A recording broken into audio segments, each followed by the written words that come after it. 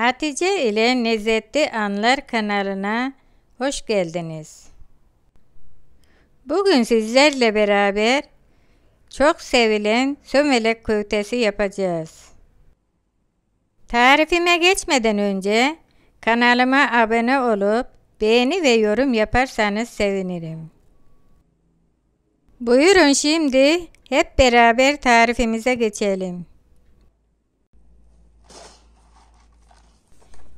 1 su bardağı köftelik ince bulgurumuzu 1 su bardağı sıcak suyla ıslattık. 10 dakika sonra tepsimize alıyoruz. 250 gram kıymamızı ekliyoruz.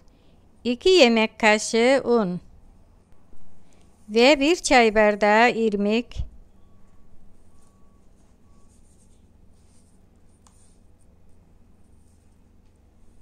tuz, karabiber,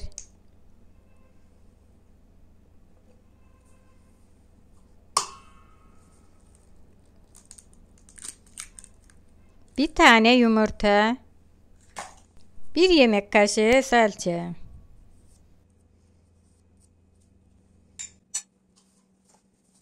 Bir kaseye yanımıza su alıp elimizi ıslatarak iyice yoğuruyoruz.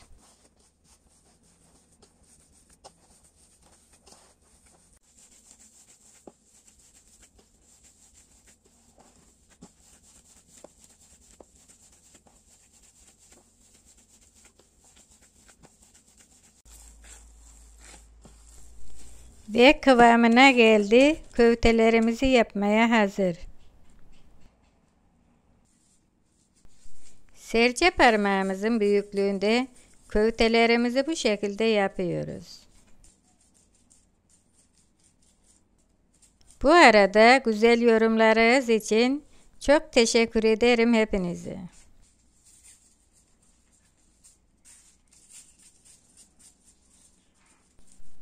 Umarım sizler de yapınca beğenirsiniz.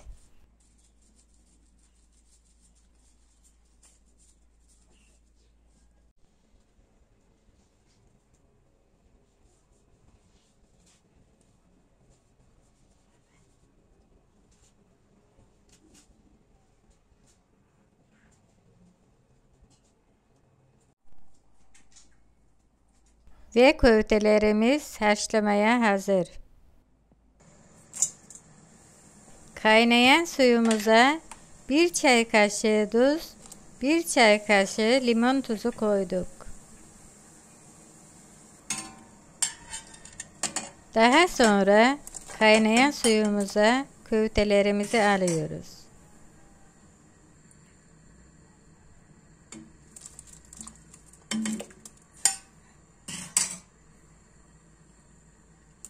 Köftelerimiz dağılmaması için yüksek ateşte olması gerekiyor ve karıştırmadan haşlıyoruz.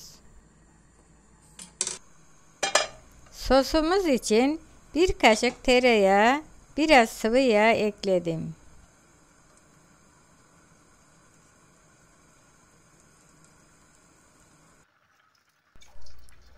Kavrulan yağımıza 1 kaşık domates salçası ekliyoruz.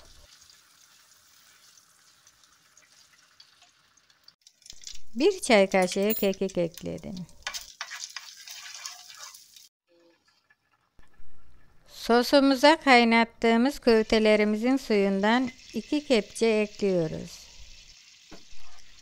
Daha sonra köftelerimizi sosumuza ekliyoruz. Sosumuzla 4-5 dakika pişiriyoruz.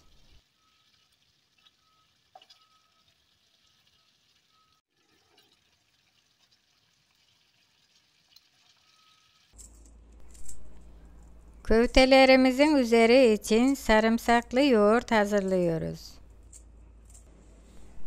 Biraz tuz ekleyip karıştırıyoruz.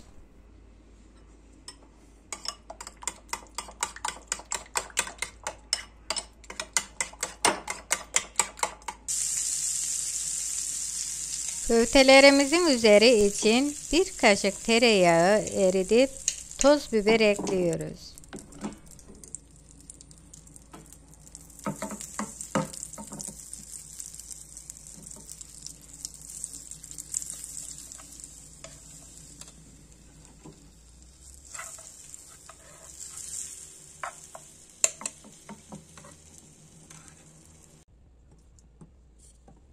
Hazır olan sömelek köftemizi servis tabağımıza alıyoruz.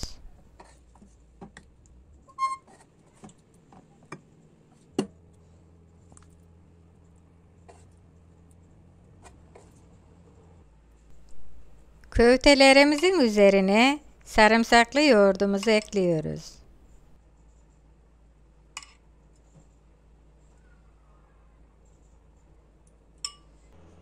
Ve yağlı sosumuzu üzerine gezdiriyoruz. Bir videomuzun daha sonuna geldik. Tarifimi sonuna kadar izlediğiniz için hepinize çok teşekkür ederim. Yeni videolarda görüşmek üzere.